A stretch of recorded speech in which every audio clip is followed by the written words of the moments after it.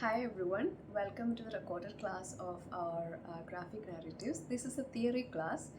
We had one more chapter left to finish in the classes, so I'm making a recorded video of this class. It is going to be convenient for you to watch at your own pace and then understand the chapter. We have only 3 terms to study in this chapter, okay? So before that, let me refresh your memory.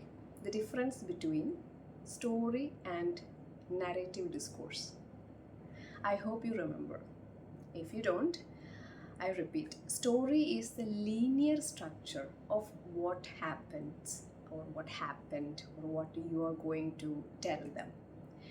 So, if you ask me what's a story, I am taking an example. Let's say Bahubali, Bahubali movie. So, story is that once upon a time there was this queen. She had Bahubali and her son, 2 choices. Bahubali was the smart one, and the other one, her son, was the bad one, evil one. And Bahubali marries this cute princess, Devasena, and then the story of the movie, they have a child, parents are killed. The child is saved by the queen. The child gets into a tribal community. They raise him. After years, he climbs to the top of that waterfalls, and then he meets Tamanna's character, that song, and then he goes back, gets the control of his kingdom, saves his mother. That is a story. That's a linear structure of the story. Now, what is narration or narrative discourse, to be precise? Narrative discourse is as you watch it in the movie. Bahubali 1, it starts with the sun. And then you have all that climbing scenes, that song with the Tamanna's character, and meeting his mother as an old lady. This old man is the king. He's the bad one, remember? He's the one who was the rival of his father. And then Bahubali 2 is about the father and all that rivalry and hostility, the battle, everything. So this is a narrative discourse. So now you know the difference between story and narrative discourse, okay? So coming to this chapter that is titled as the borders of narrative, we are literally traveling through the borders of the idea of narrative.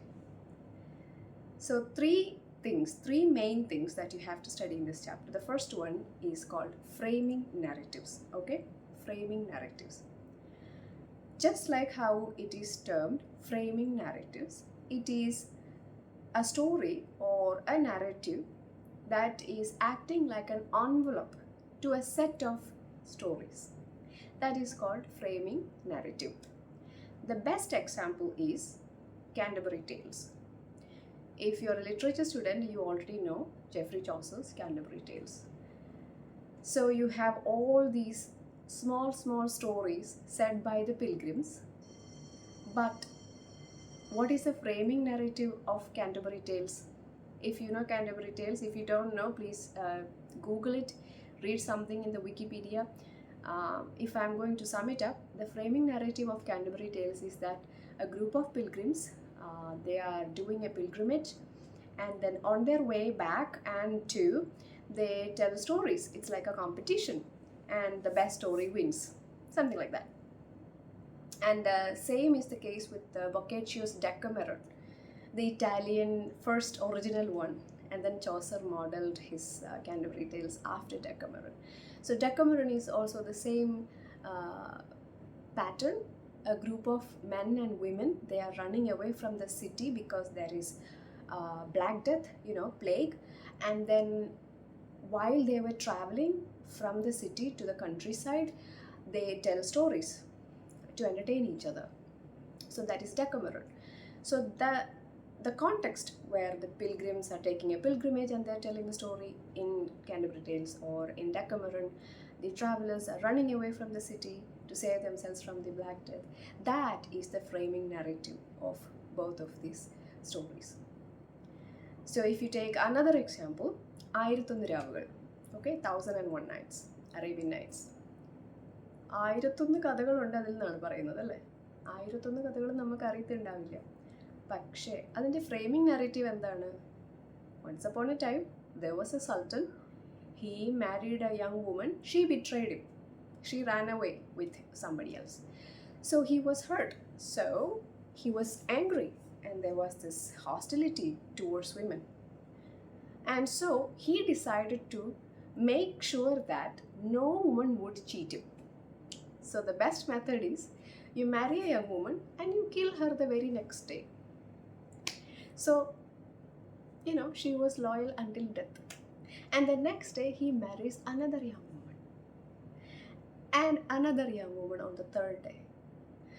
Until he marries the main character, the queen. And she starts telling stories. She's like, let me tell you a story, it's very interesting. And Sultan loves stories. That is how she starts the first story and then the second story in the second night. So she postpones the whole killing part. She keeps herself alive. Finally, he falls in love with her. So the story of Sultan being betrayed by the first wife, and then he decides to kill each and every single woman in his kingdom by marrying them, making sure that he is no more a cheater or betrayed. That is the framing narrative of 1001 Nights. So 1001 രാവുകളുടെ framing narrative എന്താണെന്ന് ചോദിച്ചിട്ടുണ്ടെങ്കിൽ ഈ സുൽത്താൻ്റെ കഥയാണ്. അതായത് സുൽത്താൻ എന്തുകൊണ്ടാണ് ഇങ്ങനെ ചെയ്യുന്നത് എന്നുള്ള ആ ഒരു സംഭവം ഉണ്ടല്ലോ, അതായത് കവറിങ് എൻവലപ്പ് ചെയ്യുന്ന ആ ഒരു സ്റ്റോറീനെയാണ് ഫ്രെയിമിംഗ് നറേറ്റീവ് എന്ന് പറയുന്നത്. ഇപ്പം നിങ്ങൾക്ക് മനസ്സിലായില്ലേ? ഈ ഫ്രെയിമിംഗ് നറേറ്റീവിനകത്ത് തന്നെ വരുന്ന ഇതാണ് ഫസ്റ്റ് പോയിന്റ് എന്ന് ഞാൻ പറഞ്ഞു. ഇതിനകത്ത് തന്നെ വരുന്ന വേറൊരു ഈസി ആയിട്ടുള്ള ടേമാണ് എംബഡഡ് നറേറ്റീവ്, അല്ലെങ്കിൽ എംബഡഡ് സ്റ്റോറി എന്നും പറയാം. ഫ്രെയിമിംഗ് നറേറ്റീവ് എന്താണെന്ന് മനസ്സിലായല്ലോ അല്ലേ? അതിൻ്റെ എക്സാമ്പിൾ ഞാൻ പറഞ്ഞപ്പോൾ കാൻറ്റർബറി ടെയിൽസിൻ്റെ കാര്യം പറഞ്ഞു, ഡെക്കമറൻ്റെ കാര്യം പറഞ്ഞു, 1001 Nights കാര്യവും പറഞ്ഞു. അപ്പോൾ ഫ്രെയിമിംഗ് നറേറ്റീവിനുള്ളിൽ ഇപ്പോൾ കാൻറ്റർബറി ടെയിൽസിനാണെങ്കിൽ അവർ പറയുന്ന കുറേ കുഞ്ഞു കുഞ്ഞു സ്റ്റോറീസ് അതിനകത്തുണ്ട്. അതിനെയാണ് എംബഡഡ് സ്റ്റോറീസ് എന്ന് പറയുന്നത്. ഇപ്പോൾ ഡെക്കമറണിനകത്താണെങ്കിലും അവർ പറയുന്ന ആ ട്രാവൽ ചെയ്യുന്ന ആൾക്കാർ അങ്ങോട്ടും ഇങ്ങോട്ടും പറഞ്ഞു കൊടുക്കുന്ന സ്റ്റോറീനെയാണ് എംബഡഡ് സ്റ്റോറി അല്ലെങ്കിൽ എംബഡഡ് നറേറ്റീവ് എന്ന് പറയുന്നത്. 1001 രാവുകളിലെ 1001 കഥകളെയാണ് എംബഡഡ് നറേറ്റീവ്സ് അല്ലെങ്കിൽ എംബഡഡ് സ്റ്റോറീസ് എന്ന് പറയുന്നത്. അപ്പോൾ ഡിഫറൻസ് മനസ്സിലായി കാണുമെന്ന് വിചാരിക്കുന്നു.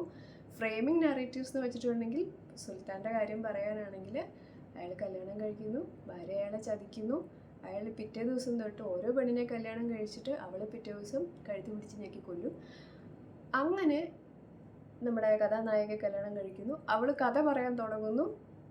ആ 1001 കഥകളാണ് എംബഡഡ് സ്റ്റോറി. പക്ഷേ സുൽത്താൻ്റെയും ഈ കൊല്ലുന്ന കേസും എല്ലാം കൂടി നമ്മൾ ഫ്രെയിമിംഗ് നറേറ്റീവ്സ് എന്ന് പറയുന്നു.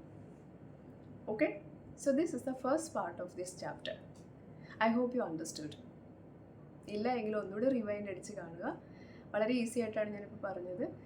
എന്തെങ്കിലും സംശയം ഉണ്ടെങ്കിൽ you can contact me, no problem. So the next important point is again that is 2 important points. Okay, there are 2 important points. Limitations of narrative.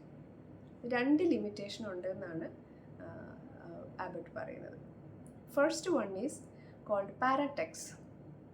ഇപ്പോൾ ഞാനിപ്പോൾ ഒരു ബുക്ക് കാണിക്കാം നിങ്ങളെ.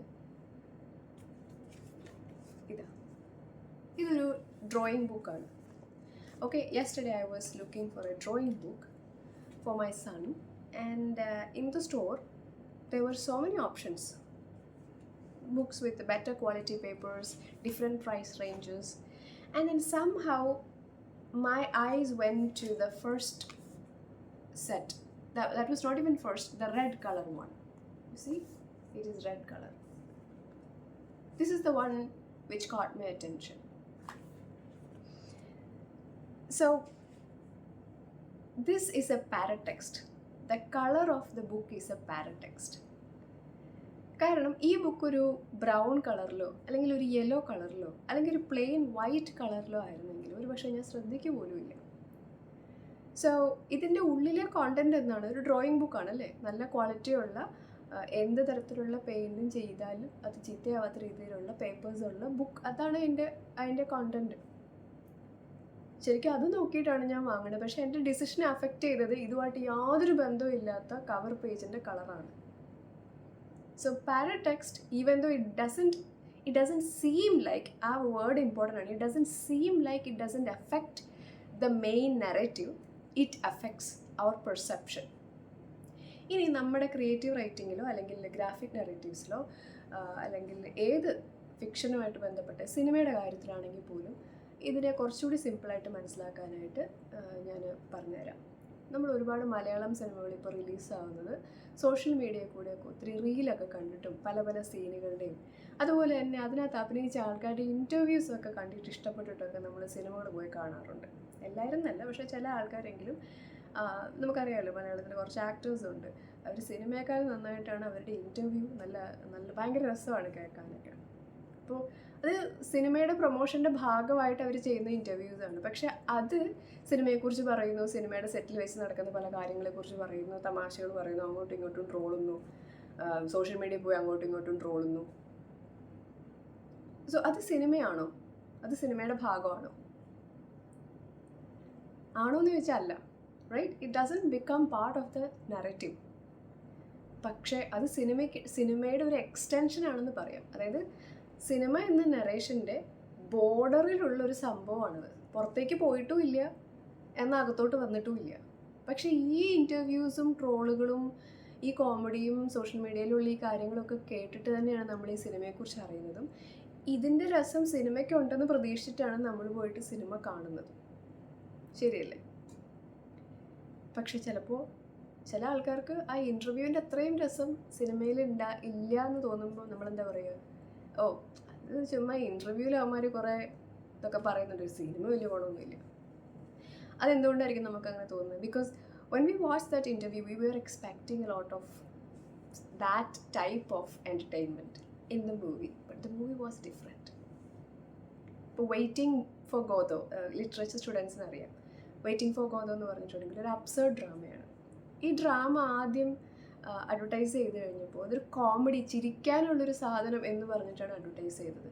ഈ അഡ്വർടൈസ്മെൻറ്റ് കണ്ടിട്ട് ആ ഡ്രാമ കാണാൻ ചെന്ന ആൾക്കാർ ഭയങ്കരമായിട്ട് അരിശപ്പെട്ട് ചെരുപ്പൊക്കെ എടുത്തെറിഞ്ഞു, അങ്ങനെ പ്രശ്നമായി എന്നൊക്കെ ഞാൻ കേട്ടിട്ടുണ്ട്, വായിച്ചിട്ടുണ്ട്. ഇതൊരു അബ്സർഡ് ഡ്രാമയാണ്, ഇതിനകത്ത് ഇതൊക്കെയാണ് സീരിയസ് ലൈഫ് തിങ്കിങ്, എന്താ പറയുക, absurdity of life with a question mark, അങ്ങനെയൊക്കെയാണ് അഡ്വർടൈസ്മെൻറ്റ് കൊടുത്തിരുന്നെങ്കിൽ ആളുകൾക്കൊരു പിന്നെ ഒരു വാർണിംഗ് ഉണ്ടായിരുന്നു. ഇതൊരു കോമഡി ഡ്രാമ എന്നുള്ള രീതിയിൽ അഡ്വർടൈസ് ചെയ്തിട്ട് വെയിറ്റിംഗ് ഫോർ ഗോദോ കണ്ടു കഴിഞ്ഞാൽ തീർച്ചയായിട്ടും വെറുതെ ഇരിക്കുന്നവന് വരെ ഒന്നും മനസ്സിലാവില്ലാത്തൊരു പ്ലോട്ടാണ് സാധാരണ രീതിയിൽ ഒരുമാതിരിപ്പെട്ട ആൾക്കാർക്കൊക്കെ വെയിറ്റിംഗ് ഫോർ ഗോദോ കാണുമ്പോൾ തോന്നാറ്. അപ്പോൾ കോമഡി പ്രതീക്ഷിച്ച് പോകുന്ന ആൾക്കാർ പൈസ കൊടുത്ത് ടിക്കറ്റ് എടുത്തിട്ട് ഇത് കണ്ടു കഴിഞ്ഞാൽ തീർച്ചയായിട്ടും അരിശം വരും. Because that is not how it was advertised, you see. But the advertisement is a paratext. It's not part of the narration. അപ്പോൾ ക്വസ്റ്റ്യൻ ഇതാണ് ആബർട്ട് ചോദിക്കുന്നത്. ആബർട്ട് പറയുന്നുണ്ട്, ഇത് ഇയാൾ ഈ പറയുന്ന തേർഡ് ചാപ്റ്ററിൽ പറയുന്ന കുറച്ച് കാര്യങ്ങൾ, ഫ്രെയിമിംഗ് നെറേറ്റീവ്സ് എന്നുള്ളതും അതുപോലെ എംബഡഡ് നെറേറ്റീവ് എന്നുള്ള കാര്യങ്ങൾ കഴിഞ്ഞ ശേഷം ഇയാൾ പറയുന്ന കാര്യങ്ങളൊക്കെ ഗ്രേ ഏരിയാസ് ആണ് എന്ന് അയാൾ പറയുന്നുണ്ട്. അതായത് ആർഗ്യൂവബിൾ ആണ്, നിങ്ങൾക്ക് ആർഗ്യൂ ചെയ്യാം. അല്ല, പാരടെക്സ്റ്റ് ടെക്സ്റ്റിൻ്റെ ഭാഗമല്ല, പാരടെക്സ്റ്റ് നരേഷൻ്റെ ഭാഗമല്ല. You can argue the opposite thing. Yes, of course it is part of the film എന്നും പറയാം.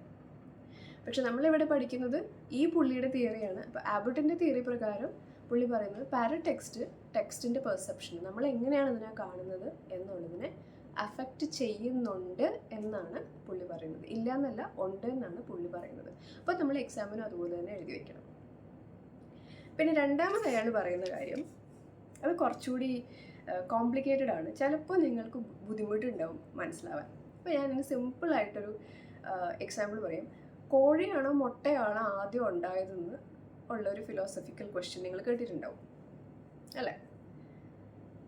അപ്പോൾ ഞാൻ ചോദിക്കുകയാണ് നിങ്ങളുടെ അടുത്ത്, ജീവിതം എന്താണ്, നാടകം എന്താണ്? ജീവിതവും നാടകവും തമ്മിലുള്ള വ്യത്യാസം എന്താണ്? സിനിമയല്ല, നാടകം. ലൈവായിട്ട് നമ്മുടെ മുന്നിൽ ക്യാരക്ടർ റോൾ പ്ലേ ചെയ്യുന്ന ഒരു ഗെയിമാണ് നാടകം അല്ലേ? ശരിയല്ലേ? ഒന്ന് ആലോചിച്ച് നോക്കി. ഒരു ഡ്രാമ എന്ന് പറഞ്ഞിട്ടുണ്ടെങ്കിൽ കുറച്ച് മനുഷ്യന്മാർ ഞാൻ ഇന്ന ക്യാരക്ടറാണെന്ന് പറഞ്ഞൊരു ഗെയിം കളിക്കുകയാണ് നമ്മുടെ മുന്നിൽ. അത് തട്ടൽ കയറുമെന്ന് ചെയ്യുമ്പോൾ അത് ഡ്രാമയോ ഒരു കർട്ടനൊക്കെ ഉണ്ടെങ്കിൽ, നമ്മുടെ ക്ലാസ് റൂമിൽ ചെയ്തിട്ടുണ്ടെങ്കിൽ അത് ചെറിയൊരു സ്കിറ്റാവും. അല്ലെങ്കിൽ ചിലപ്പോൾ നമ്മുടെ ലൈഫിൽ ഏതെങ്കിലും ഒരു സിറ്റുവേഷനിൽ അങ്ങോട്ടും ഇങ്ങോട്ടും ചില ആൾക്കാർ നാടകം കളിക്കുന്നത് നമ്മൾ കണ്ടിട്ടുണ്ട് അല്ലേ, വിക്ടിം പ്ലേ ചെയ്യുന്നത് കണ്ടിട്ടുണ്ട്. റിയൽ ലൈഫിൽ നമ്മുടെ ഡേ ടു ഡേ ലൈഫിൽ നമ്മൾ നാടകങ്ങൾ കാണുന്നുണ്ട്. നമ്മുടെ റിലേഷൻഷിപ്സിൽ അല്ലെങ്കിൽ നമ്മുടെ ക്ലാസ് റൂമിൽ അങ്ങനെയൊക്കെ നമ്മൾ നാടകങ്ങൾ കാണാറുണ്ട്. അപ്പോൾ ഏതാണ് നാടകം, ഏതാണ് സിനിമ? ജീവിതം. സിനിമയല്ല, ജീവിതം. അതായത് life starts where drama ends. Or to be precise, Abbott പറയുന്നതാണെങ്കിൽ ഈ റോൾ പ്ലേയിങ് ഗെയിം എൻഡ് ചെയ്യുന്നത് എവിടെയാണ്, ലൈഫ് എവിടെയാണ് ബിഗിൻ ചെയ്യുന്നതെന്നാണ്. അപ്പോൾ ഞാൻ നേരത്തെ പറഞ്ഞത് ഇതൊരു ഗ്രേ ഏരിയ ആണ്. നിങ്ങൾക്ക് പല ആർഗ്യുമെൻറ്റും കൊണ്ടുവരാം. പക്ഷേ മുട്ടയാണോ കോഴിയാണോ ആദ്യം വരുന്നത്, ആദ്യം ഉണ്ടായതെന്നുള്ള ആ ഒരു ചോദ്യം പോലെ തന്നെ ആബർട്ട് പറയുന്നത് സ്റ്റോറിയും നറേഷനും. ഇപ്പോൾ നമ്മളിപ്പോൾ ഒരു നോവൽ വായിക്കുകയാണ്, ഓർ നമ്മളൊരു സിനിമ കാണുകയാണ്. അപ്പോൾ നമുക്കറിയാം ഒരു സ്റ്റോറി അതിന് ഈ നറേറ്റീവ് ഡിസ്കോഴ്സിന് മുന്നേ എക്സിസ്റ്റ് ചെയ്തിരുന്നു. അതിനകത്തു നിന്നാണ് അവർ ഈ സിനിമ അല്ലെങ്കിൽ നോവൽ എഴുതിയിരിക്കുന്നത്. ഇപ്പോൾ ബാഹുബലിയുടെ കേസിലാണെങ്കിൽ ബാഹുബലിയുടെ സ്റ്റോറി, അപ്പൻ ബാഹുബലി, മകൻ ബാഹുബലി എന്നാണ് തോന്നുന്നു മകൻ്റെ പേര്, എനിക്കറിയില്ല. എനിവേ, അപ്പൻ മകൻ, ആ ഒരു സ്റ്റോറി ആദ്യം അവരുടെ മനസ്സിലുണ്ട്. അതിന് ശേഷമാണ് അവർ തിരക്കഥയൊക്കെ എഴുതി നറേറ്റീവ് ഡിസ്കോഴ്സായിട്ടും മകൻ്റെത് ഫസ്റ്റ് മൂവിയായിട്ടും അപ്പൻ്റെത് സെക്കൻഡ് മൂവിയായിട്ടും ഇറക്കിയത് എന്നാണ് നമ്മുടെ അണ്ടർസ്റ്റാൻഡിങ് അല്ലേ. So we believe that when we read a narrative discourse, story pre-exists the narrative discourse.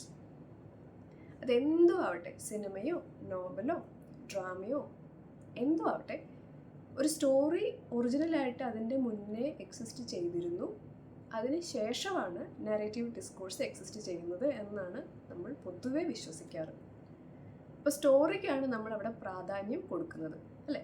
കോഴിയാണോ മുട്ടയാണോ ആദ്യം ഉണ്ടായെന്ന് വെച്ചാൽ ഞാനിപ്പോൾ പറയുകയാണ് മുട്ടയാണ് ആദ്യം ഉണ്ടായെന്ന് നമ്മളങ്ങ് കൺവിൻസ് ചെയ്യുകയാണ്, അങ്ങ് പ്രൂവ് ചെയ്യുകയാണെങ്കിൽ സ്വാഭാവികമായിട്ടും മുട്ടയാണ് കോഴിയേക്കാളും ഇമ്പോർട്ടൻറ്റ് എന്നുള്ള ഇതിലേക്ക് നമ്മൾ കൺക്ലൂഷനിലേക്ക് വരും. അതുപോലെ സ്റ്റോറിയാണ് പ്രീ എക്സിസ്റ്റ് ചെയ്യുന്നത് നറേറ്റീവ് ഡിസ്കോഴ്സിനേക്കാളും മുന്നേ എന്ന് പറഞ്ഞിട്ടുണ്ടെങ്കിൽ സ്റ്റോറിക്കാണ് നമ്മളവിടെ ഇമ്പോർട്ടൻസ് കൊടുക്കുന്നത്. സാധാരണയായിട്ടുള്ള ഒരു ജനറൽ അണ്ടർസ്റ്റാൻഡിങ് അങ്ങനെയാണ്. പക്ഷേ ആബർട്ട് പറയുന്നത് നിങ്ങളുടെ കയ്യിൽ എത്ര സ്റ്റോറി ഉണ്ടായിരിക്കട്ടെ, ഈവൻ നിങ്ങളുടെ മനസ്സിലൊരു പ്ലാൻ തന്നെ ഉണ്ടെന്ന് വിചാരിച്ചു, പക്ഷെ അതെങ്ങനെയാണ് നിങ്ങൾ കൺവേ ചെയ്യുന്നത്?